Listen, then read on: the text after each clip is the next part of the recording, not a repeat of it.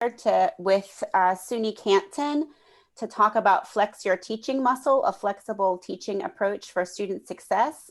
I want to welcome Tonka Yokalova, Allison Bond, and Michelle Currier here to discuss this very important topic. And I'm going to turn it over to Tonka. They've asked that you wait and have your questions. There's built-in time at the end, but feel free to use the chat. Thank you, Andrea, and a great job on my last name. So very good. Good morning, everyone. My name is Tonka Yokalova. I am director of the Center for Learning Design Innovation and Online Instruction. And today I am joined with Allison Bond, who is our instructional designer at SUNY Canton, and Dr. Michelle Currier. Dr. Michelle Currier is assistant professor of criminology, and she has been teaching using flex modality for over 3 years, if I'm not mistaken. Michelle, correct me if I'm wrong. And today we will talk about flex courses and how to teach flexibly and what it entails, what questions you should be asking yourself, what you need answers to before you start teaching, and all the practical considerations. And towards the end, Michelle will tell you from practical standpoint what it looks like, what it feels like to teach flex courses, and what the students think about them, and is it convenient, is it good, do they like it, do they not. So stay tuned. Towards the end, Michelle has very good practical tips. So before we go there though, we will define flex courses or flex instruction, what it is, and we'll also say what it is not. We'll also hopefully answer some questions about what problem or what possible advantages it might bring to your teaching. We will also spend some time on technological and course design considerations, what to think about when you are thinking about starting with your flex courses. And then, as I said, towards the end, Michelle will share her experience teaching flex courses. So before we go any further, does anyone who is here participating in the webinar today, do you have experience with Flex? Are you looking into it? Are you already a pro? Where are we? If you can just give me something in the chat so that I know where we are experience wise.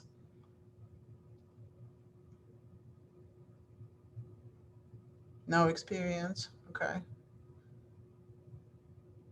Never heard of it. Okay. None. Exploring the idea. Perfect. Hopefully, it will be very practical for you, especially for those with no experience or for those who have heard about it but don't really know what it entails practically. So let's get into it. What flex course is, or flex instruction, flexible instruction is. You see in literature sometimes, well, it originated as a high flex. That's what majority of literature calls this type of instruction. They call it high flex. You can also see it being called blend flex or convergent. At SUNY Canton, we call it flex, just plain flex. So all of it really means the same. It's the same modality of instruction. And what it means, technically, it means that one course is delivered by the same faculty for both face-to-face students and online at the same time. So one faculty, all types of students are able to attend at the same time. So in a classroom, in a flex classroom, you can have students who are fully online, who are fully face to face, who are in between. Sometimes students can be online synchronously together with you. Sometimes they're asynchronously at 4 o'clock in the morning when they have time. So all those modalities, flex courses accommodate, and students have full flexibility um, in choosing how to attend a course or a session. So it's not only flexibility whether I'm attending online or in person, but there's also flexibility in each individual session. So let's say on Monday I have tight schedule and I can only catch the session online, but on Wednesday I'm fine coming in on campus. So this is the level of flexibility or granularity that the student can choose. Now, what what advantages, what possible advantages it can have. So you are, if you have in-person students who like in-person, they don't really want to go online, you're accommodating those. But you can also advertise your courses as online courses for students outside of your regional area, right? So you have definitely more potential when it comes to who can take your courses. And also it has a lot of flexibility for students, just like I mentioned a couple seconds ago. Also online students have flexibility to see the instructor live during a synchronous session, right? So if I am a fully online student and unfortunately I can come to live sessions, however, there's this concept that I have big issue with, and I would definitely like to hear my instructor live because the concept is giving me trouble. I can tune in if I'm able to. I can tune into a class session and be together with the rest of the campus and interact with the instructor live. So it definitely has instructional value when it comes to concepts and comprehension. And also, it can build student community. We know that number one barrier to students completing online courses is lack of social interaction. Lack of social interaction between the peers, between the instructor and the student. So, by opening the course to any type of student, you are allowing students to interact, even if they're online, with other online students or with other in-person students. So it definitely has a lot of benefits, a lot of advantages. Now, some of the disadvantages, or maybe something you should be mindful of, and I'm sure Michelle will spend some time on it, is the time concern. How long does it take to prepare for such a class, maybe, and maybe even technology. If you don't have streaming technology, there might be some financial difficulty for you in this particular situation. All right, so let's talk more about what a flex course is not. So, just like I mentioned, just to remind you, flex course is any kind of modality, in person or online, synchronous or asynchronous, is able to take this course at the same time. So, what it means, flex course is not a hybrid course. Hybrid course has some sessions in person and some sessions online. So, student is not really able to choose which session they're going to take in which modality. So let's say Monday and Wednesday are my in-persons, and then my Friday session will be my online session, right? So this is a set schedule, and the student is not able to choose which session they're going to attend in what modality. Merged, we put it in quotation marks because I don't think it's an official title of this modality, but what we mean by merged here, a course is taught for face-to-face students as well as for online students. However, students at the beginning of the semester have to declare which modality they're going to be in. So it's still one course, it's still one faculty. However, the students are set in the modality that they choose. So if I choose to be in online modality, then that's it for the rest of the semester for this particular course. I will be in online, and there is definitely attendance requirement when it comes to how I'm attending. And it also Flex is also not a combined online course. And by combined online, we mean course is taking place majority online, well, fully online. However, there are some live sessions that the instructor can either require or make optional. So majority of the instruction again is online with some live elements, live sessions that either are required or not. So if you look at the comparison table that we have on the screen, Flex courses really provide student a full amount of choice and flexibility. They do have live sessions, so the students can take advantage of live sessions. They do not have attendance requirements, meaning students have to attend. However, they don't specify upfront how they're going to be taking each particular session, and there are some online elements in the Flex. Compared to, let's say, compared to hybrid, In hybrid, student cannot choose what session, how they're going to attend. So if the session is scheduled to be online, the student unfortunately has to take it online. If it's scheduled to be in person, the student has to be there in person. So there is no flexibility, there is no choice. In merge is also very flexible because it does give student a certain level of choice. However, the choice is not on the session level, the choice is on the course level, right? So the student can choose upfront how they're going to attend all of the sessions in the course. And then of course it has the attendance requirements. So once you choose, you have to continue using the same modality. And for combined online, which is the fully online with some live sessions, live elements. Again, a student can choose, but not really because they are fully online. So the choice of being on campus is not really there. And again, the instructor can make certain elements of the course required or optional. So that's what changes other features of the course, how you want to teach it. There is also advantage and disadvantage to all of them. I'm not saying one is better than the other. I'm not saying one is worse than the other. It's just basically whatever is working for you and for your student. That's what is working for you and for your student, right? So this is not one is better, one is worse. It's just basically different kinds of instruction. Before we go any further, are there any questions?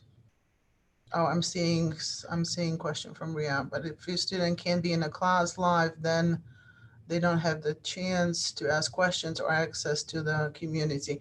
Well, they might still in a different way.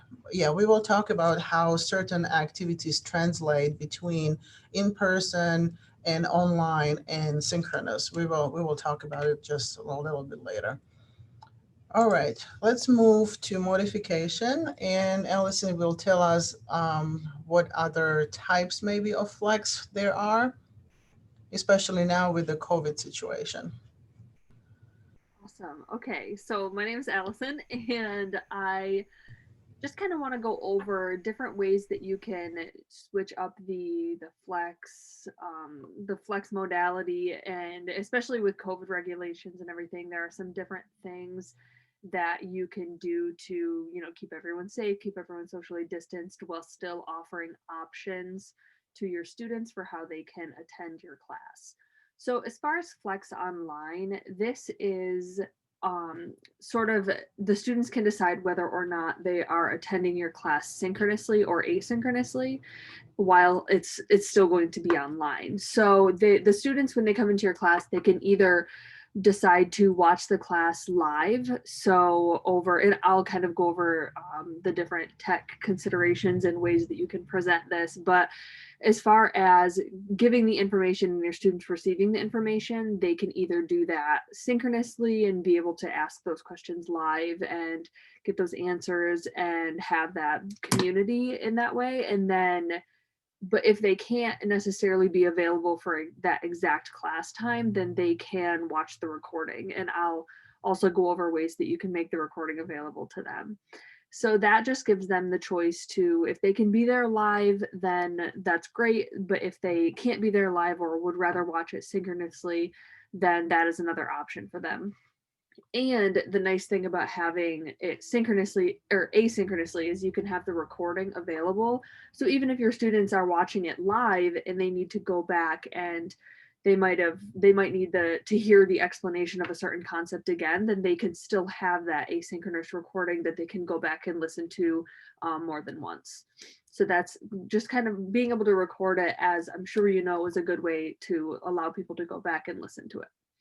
And then for face to face limitation for physical distancing, say that with COVID regulations, we need to be mindful of how many students we have in the physical classroom and the limitations of how many people you can have in there. And so if you have, for example, 30 people enrolled in your course, but physically you can only safely have 10 people, 10, 15 people in a classroom, then that kind of sets up an obstacle. But a good way to overcome that is you can have like a virtual sign up sheet, and your students can, if they would like to be physically in the classroom that day, then they can sign up in one of those slots where they can choose to be in the classroom that day. So it's not like fully 100% flexible because there is a limit for how many people can be in the classroom, but you're still giving them that option as much as you can to choose to be online, or they can choose to be in the classroom. And awesome. So then as far as thank you, Tonka.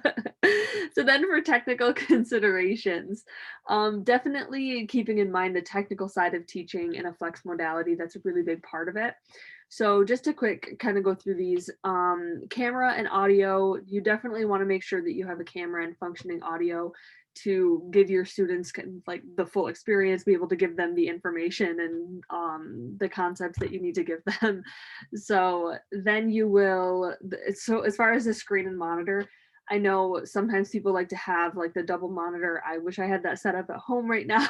It'd make it a lot easier. But so I know sometimes they will have on one screen the information that they are presenting, and then the other screen they can keep track of making sure that the students can hear that are getting the information. So making sure your tech is working, getting any chat from the students that are attending online, making sure that you can get those messages if they would like to ask them over chat.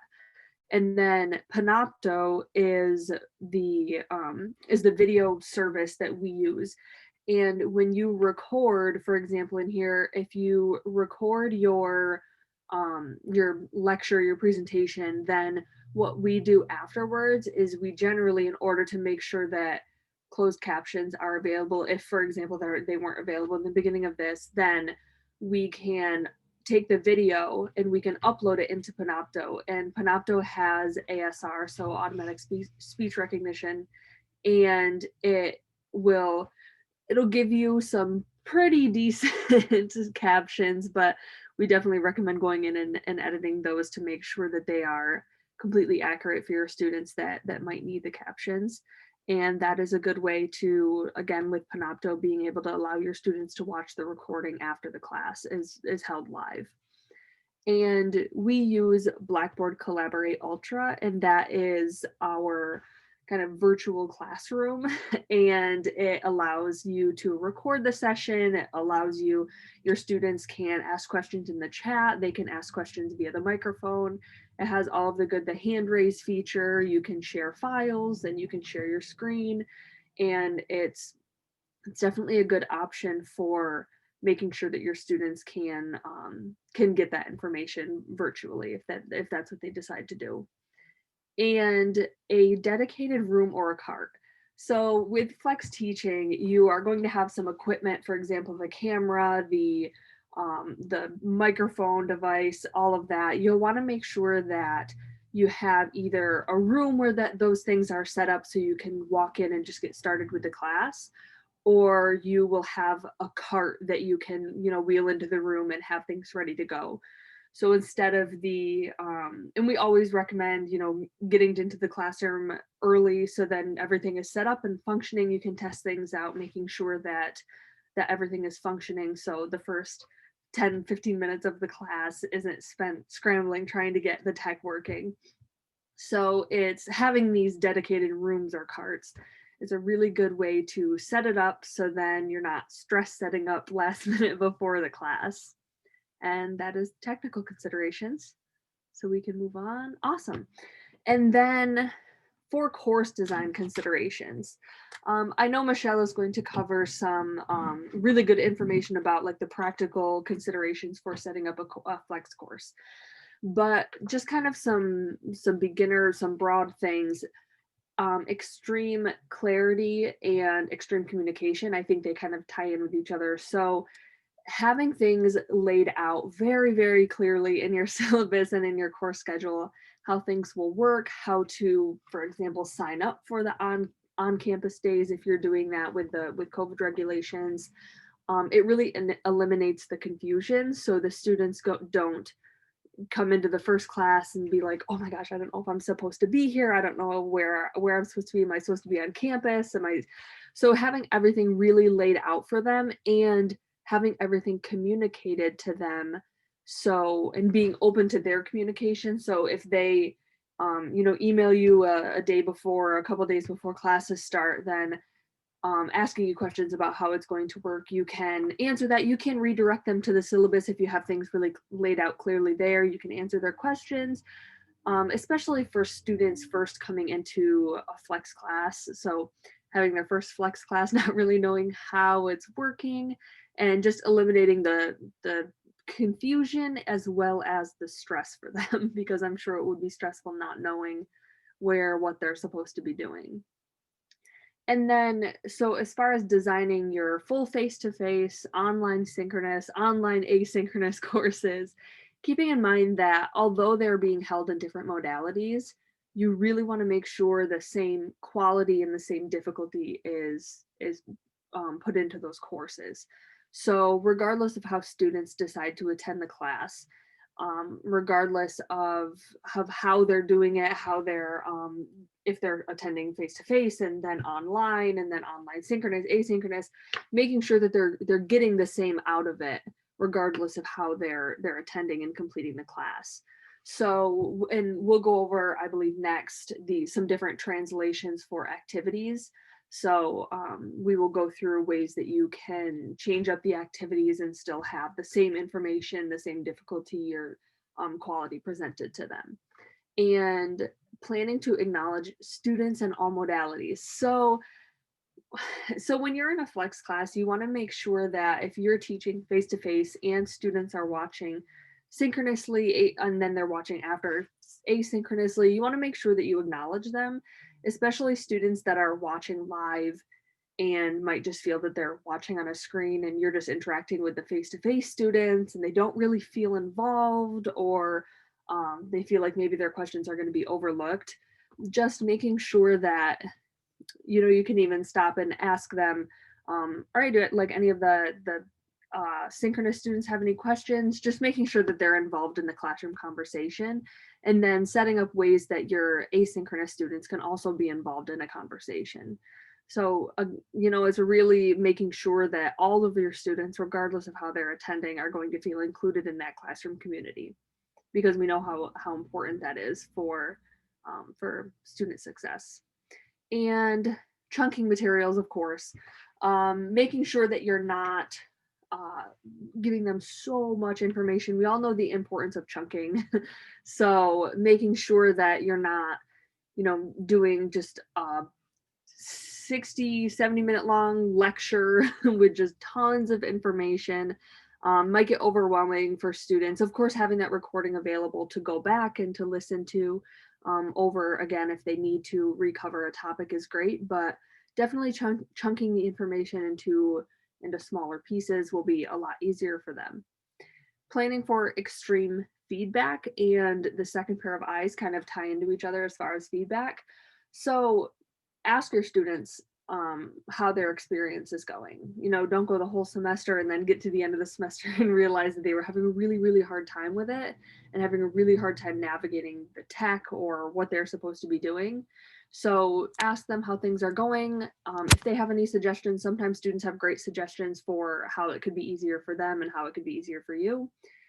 And asking someone, especially I think someone with maybe not a lot of experience with Flex, to look at your plans, to look at your syllabus and your explanation to your students of how things are going to work, and ask them if they understand what would be asked of them if they were a student in your class. So you might think because you have experience with Flex that the explanation of how they're going to sign up to be on campus or how this is going to work for them to decide if they want to be on campus or not, asking someone that doesn't have that experience in Flex to read it, and because it seems like such a different concept to people that have experienced it before, asking them, does this make sense? Would you know what to do? What would you do in this situation if you wanted to be in class that day? So making sure that it makes sense to them. And that is the course design considerations. All right, now as promised, we're going to talk a little bit about how to translate different activities between modalities. So lecture would probably be your least problematic. You lecture in person, you stream it for your synchronously online student, as well as record it for your asynchronously online student. So that should not be any, there should not be any questions from I don't think. With the discussion, you probably need to ask yourself how you're going to merge, if you even are going to merge your students who are live in person and those who are synchronously online. So who are watching you stream, just like Natalia just said in the chat, that sometimes you are, as an instructor, only focusing on whoever is in front of you, but you forget that you have students on streaming in. So a good way to blend that, or to have students who are synchronously online feel acknowledged, is to ask different questions or same question to both groups, right? So you blending both modalities between the face-to-face and synchronously online. For asynchronous online, there is a consideration that you might have one student that is asynchronously online, just one. There is a possibility that that can happen. So you have to be prepared with some design strategies if this scenario happens.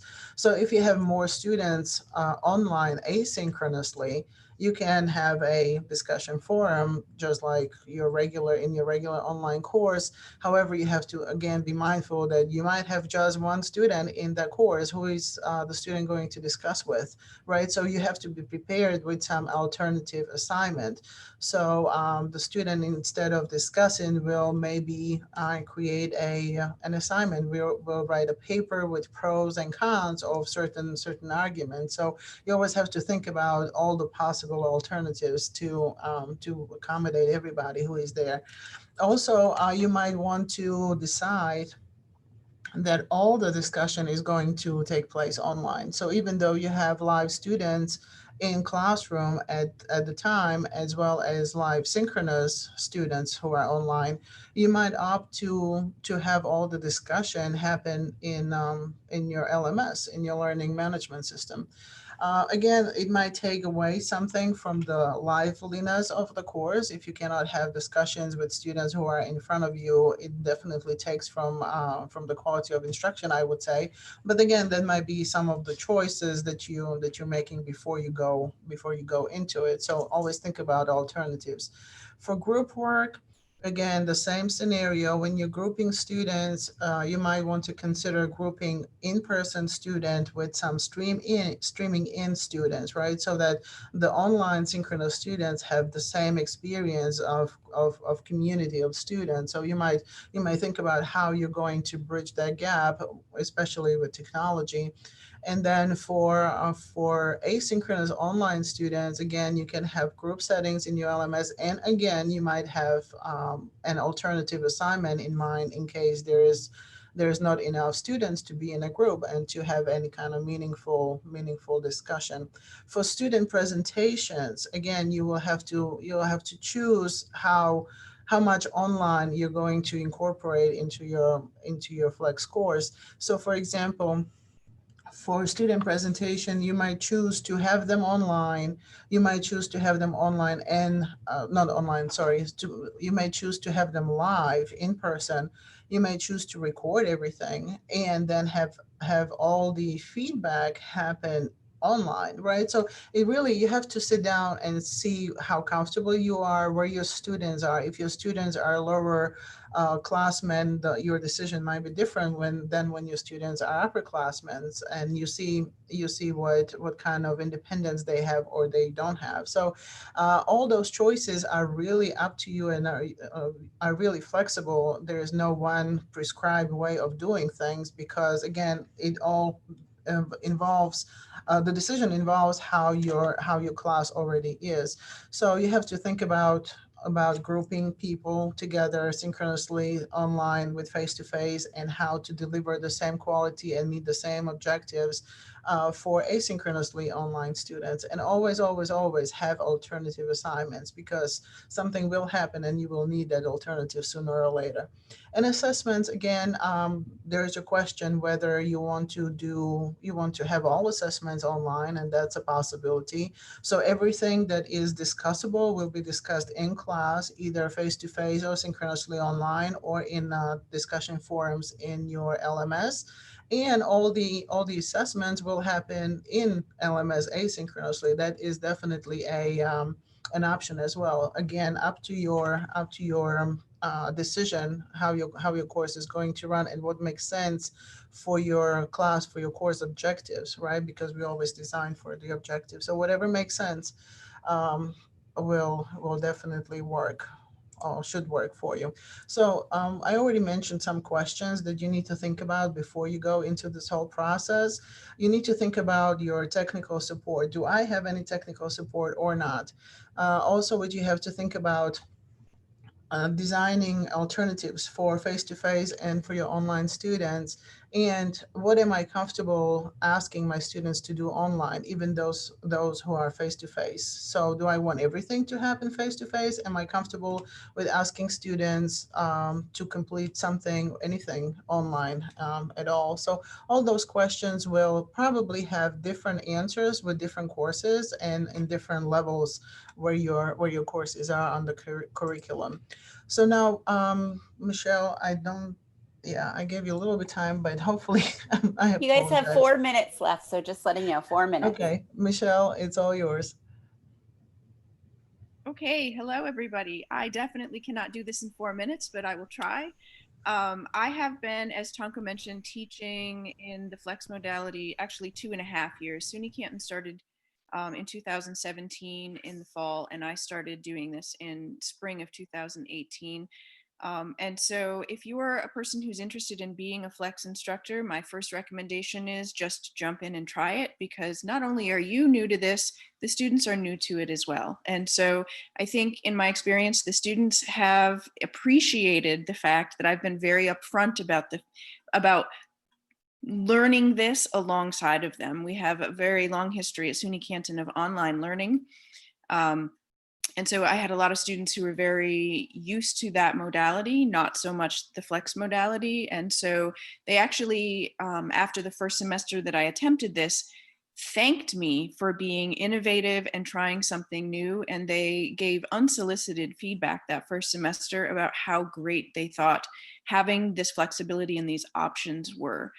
And flexibility really is the name of the game. If you are really interested in providing that amount of flexibility for your students, then you should really be intentional about it. And your intentions really do make a difference, not just in your pedagogy, but in terms of how your students respond to what you're attempting to do with them as well.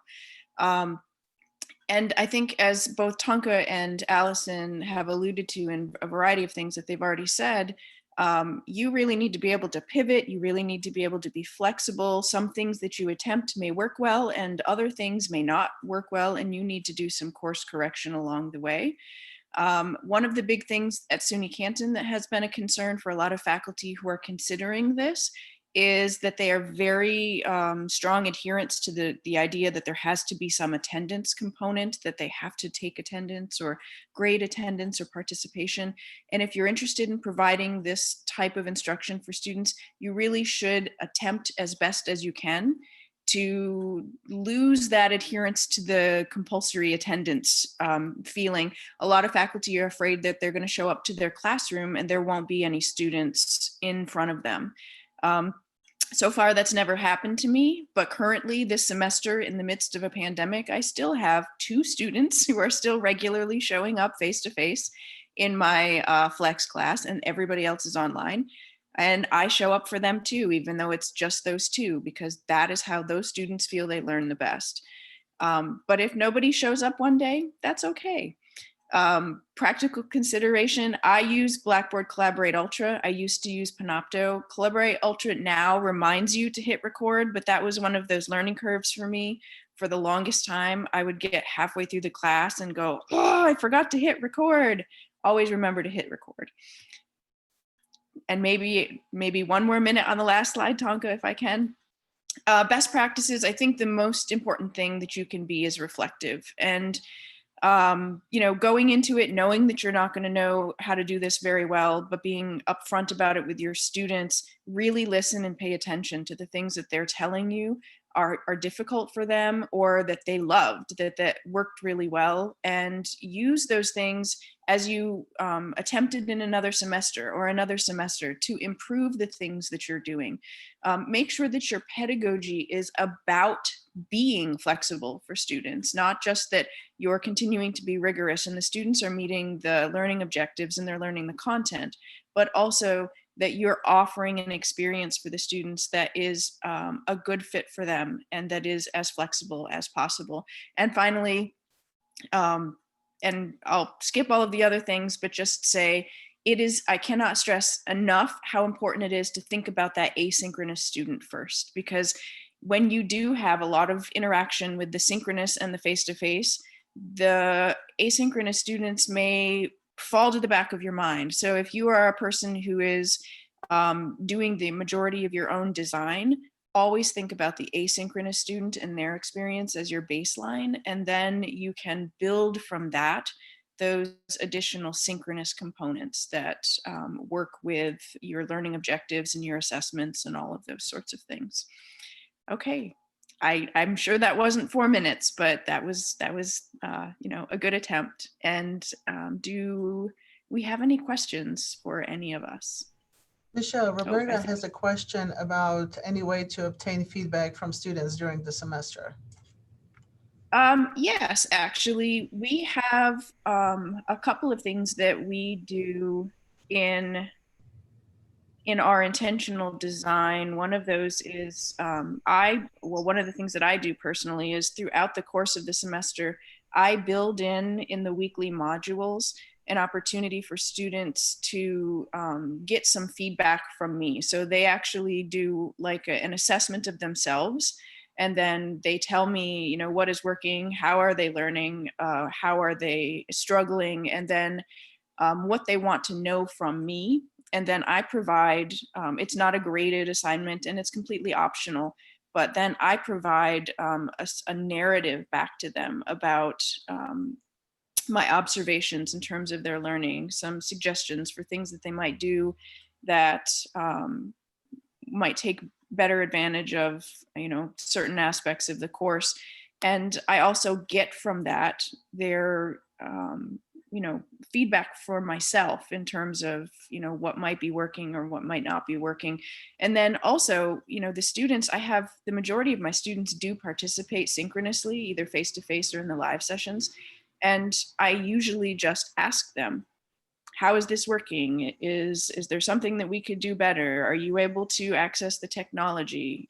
Various things, just as quick end of the class or beginning of the class sort of check-ins with the students. And then also the students, I have found, at least, in my program, I'm teaching students in a major, so they know me for many years. Usually I haven't taught many classes, flex classes at the freshman or sophomore level. It's usually the upper, the 300 and 400 level, the juniors and senior students.